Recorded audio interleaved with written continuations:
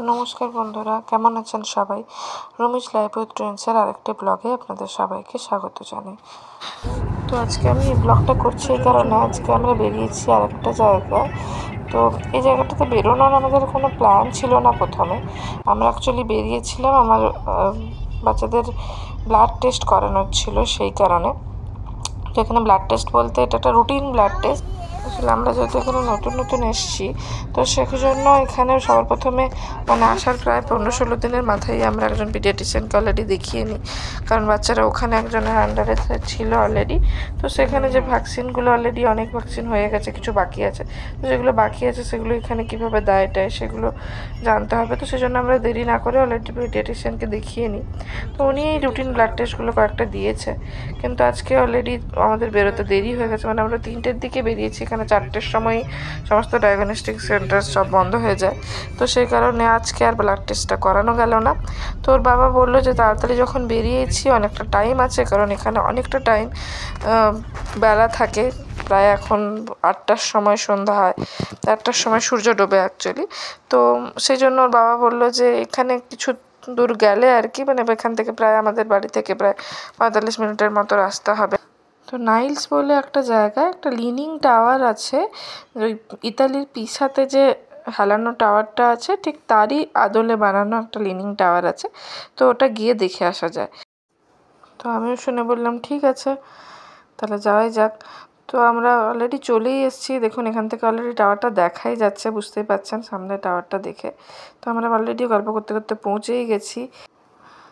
এই টাওয়ারটার সামনে দিয়ে একটু গেলেই সামনে পার্কিংটা আছে। তো যাই দেখি আর কি আছে। এই যে আমরা অলরেডি চলে এসেছি টাওয়ারের কাছে। তোর বাবাকে দিয়ে এখানে আমি একটা ফটো তোলাচ্ছিলাম এদেরকে নিয়ে। এই যে আমার ছেলে অলরেডি হাই তুলছে, কারণ ওকে 3টের সময় উঠিয়ে নিয়ে চলে এসেছি, ওই টাইমটা ওটা ঘুমায়। তো ওই সময় উঠিয়ে ওকে নিয়ে চলে এসেছি, হাই তুলছে। দেখ এখানে আর কিছু সেভাবে দেখার নেই। এই টাওয়ারটার চারিদিকটা সুন্দরভাবে সাজানো আছে গোল করে। তো সেইভাবে ওই গোল করে আমরা একটু ঘুরছিলাম, এখানে একটু ফটো তোলাচ্ছিলাম। এই যে পুরো টাওয়ারটা এইভাবে করা, একদম ওই ইতালির হেলানো টাওয়ারের আদলেই বানানো। এই যে এখানে ওর হিস্ট্রিটা পুরো লেখা আছে, এই যে লিনিং টাওয়ার অফ নাইলস। আসলে এই জায়গাটার নামই নাইলস। এটা অ্যাকচুয়ালি অনেক পুরনো, 1932-তে এটা বানানো শুরু হয়েছিল। তো 1934-এ এটা বানানো শেষ হয়। ওই ইতালির পিসার যে টাওয়ারটা আছে হেলানো টাওয়ার, সেটারই আদলে পুরোপুরি বানানো, বাট এটা ওর হাফ সাইজের আর কি। তো এখানে আর কিছু সেরকম দেখার নেই। ওই টাওয়ারটার চারদিককে ঘিরে খুব সুন্দর করে সাজানো আছে, ওখানেই আমরা ঘুরছিলাম। এই যে মেয়ে এখানে বাবার কোলে। মামাম কি করছো?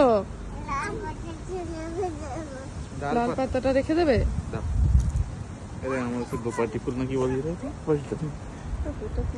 তো এখানে আর সেরকম কিছু দেখার মতো নেই। ওই টাওয়ারটার চারিদিকে খুব সুন্দরভাবে সাজানো, ফুল টুল দিয়ে বাঁধানো টাইপের করা আছে। এখানটাতেই আমার ছেলেমেয়েরা খেলছে, কিছু বসার জায়গাও করা আছে এই আর কি। এই যে সাইডটাতে দেখতে পাচ্ছেন কিছু বসার জায়গা করা আছে। এই টাওয়ারটার একদম উপরে নাকি কিছু কয়েকটা বেল ছিল, যেগুলো আগে বাজতো, এখন আর সেটা বাজে না, আর এটার উপরে উঠতেও দেয় না। টুরিস্টরা শুধু এই টাওয়ারটার সামনে কিছু ফটো তুলতে পারে, আর এই সারাউন্ডিংস এরিয়াগুলোতে ঘুরতে পারে, বা চাইলে কিছুক্ষণ বসতে পারে। আমার ছেলে মেয়ে এখানেই একটু একটু খেলছে। এই যে আমার মেয়েকে তার বাবা তাকে খেলাচ্ছে, ওই বসার জায়গাগুলো তোকে উঠিয়ে দিয়েছে, ও খেলছে।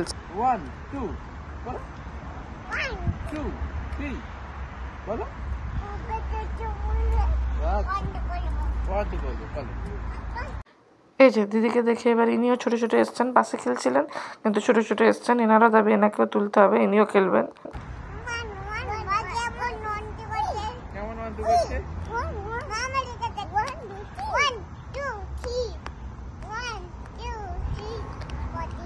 তো এই যে অনেকক্ষণ ঘোরা টোরা হলো এখানে। আজকে প্রচুর হাওয়া দিচ্ছে। যাই হোক ছেলেমেয়েগুলোকে ফুল হাতা শার্ট পরিয়ে নিয়ে এসেছিলাম, নাহলে খুব চাপ হয়ে যেত, প্রচণ্ড ঠান্ডা হাওয়া দিচ্ছে। তাহলে চলুন এবার ফেরা যাক। মেয়েকে নিয়ে যাওয়ার চেষ্টা করছে তার বাবা, বাট তাকে তোলা যাচ্ছে না, সে আরও খেলবে। যাই হোক আমরা এবার ফিরি। এই যে অলরেডি আমরা গাড়িতে বসে গেছি, এবার তাহলে ফিরি। ভিডিওটাও এখানেই শেষ করলাম, দেখা হবে আরেকদিন পরের আরেকটা ব্লগে। আর আমার ভিডিও যদি আপনাদের ভালো লেগে থাকে তাহলে আমার চ্যানেলটাকে একবার সাবস্ক্রাইব করে দেবেন আর একটা লাইক করে দেবেন। তাহলে আজকের মতো টাটা।